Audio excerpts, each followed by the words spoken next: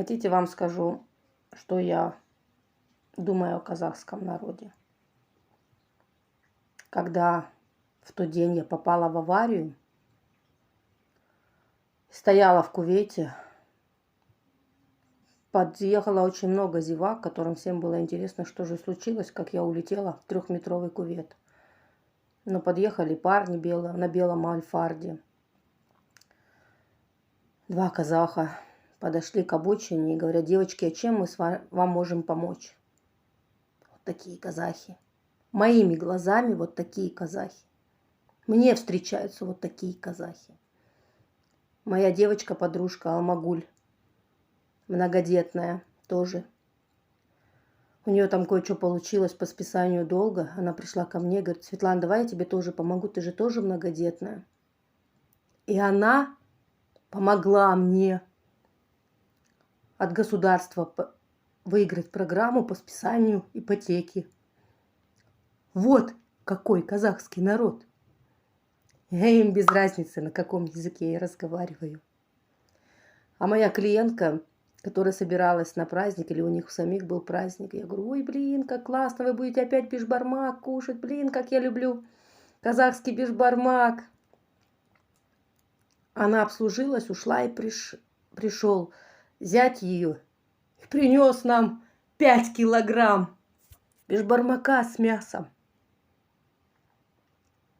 Вот какой казахский народ. Это для всех, которые окружают меня. Поэтому вас, диванных критиков, мне наплевать, которые кричат только, которым именно имеет значение, на каком языке я разговариваю.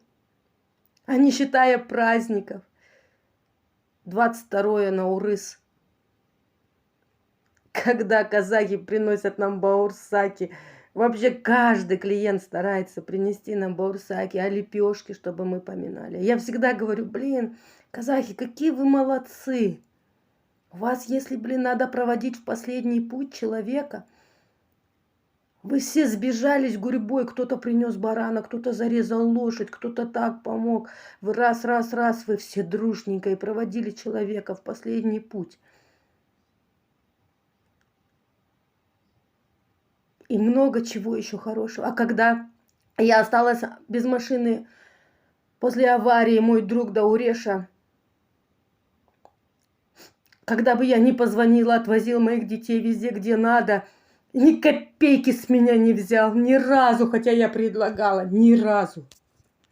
Вот настоящие друзья, и я умру за них. Знаете, почему я люблю Казахстан? Когда я поехал в Казахстан, у меня по дороге закончился бензин. Я остановился, включил поворотник, ждал помощи. Останавливается первая машина. Подходит, спрашивает: что случилось? Я говорю: мне бензин закончился. Он говорит: у меня с собой бензина нету, возьми воду, пока помощь придет. Все-таки погода жаркая. Сижу, жду. Останавливается вторая машина. Подходит, спрашивает: что случилось? Я говорю: у меня бензин закончился. Он говорит: к сожалению, у меня с собой нету бензина. Я со свадьбы еду. Возьми немного еды, пока помощь придет. Сижу, жду. Останавливается третья машина. Подходит пожилой агашка. Спрашивает: балам, что случилось? Я ему говорю: у меня бензина закончился. Он говорит: у меня дома есть бензин. Поедем ко мне, я тебе заправлю. Берет в прицеп, везет к себе домой. Приходим к нему домой. Он приглашает в дом, готовит вкуснейший бешбармак и говорит: балам, бензин только утром будет. Утром просыпаемся, завтракаем, идем в гараж, а в гараже несколько канистров бензина. Он мне бензин заправляет, полный бак. Я удивляюсь, он мне говорит: не удивляйся, было поздно, я тебя не хотел отпускать. А знаешь почему? Я говорю: почему? Я служил в Афгане, у меня было тяжелое ранение, и у меня редкая кровь. Один узбек дал мне 2 литра своей крови. Мы с тобой кровные братья, не забывай. Я ему говорю: а сколько я должен за бензин? Он смеется: ты мне ничего не должен. Единственная просьба к тебе. Я говорю: я слушаю вас. Он говорит: ты когда в Узбекистане увидишь нуждающего в помощи казахстанца, пожалуйста, остановись и помоги ему. Я ему отвечаю: обязательно, потому что мы кровные братья. А давайте я вам историю свою личную из Казахстана расскажу. Мы когда в Акмале жили, поселок Кирпичный, там такой был. У нас соседка была казашка, Гульнара.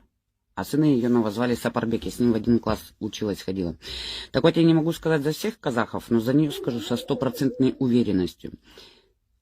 Вот мне что нравилось с ней, то что она детей не различала от слова «совсем». Дети для нее всегда оставались детьми. И вообще пофиг, какой ты был национальности. Русский, не русский, казах, не казах. Абсолютно ей насрать было. Она с моей мамкой в таких контрах была. Постоянно что-то они там ругались, отношения выясняли. Но когда у нас становилось хреново с деньгами, и дома нечего было кушать, она всегда подойдет, возьмет меня за руку, алга, приведет к себе домой, накормит и еще с собой соберет. Вот такие теплые воспоминания у меня с Казахстана. А это вам моя улыбка. То, что в эти тяжелые времена ей привозили детей, и она их кормила. 18 штук. Прикиньте, 18 детей. Ухаживать за ними, кормить в такие тяжелые времена. Когда сейчас многие жалуются: ой, я за одним там ухаживаю, я такая уставшая. А в то время холод, голод, и она за чужими 18 детьми ухаживала. Вот так вот вдумываешься и охереваешь, честно. Вот это душа у человека.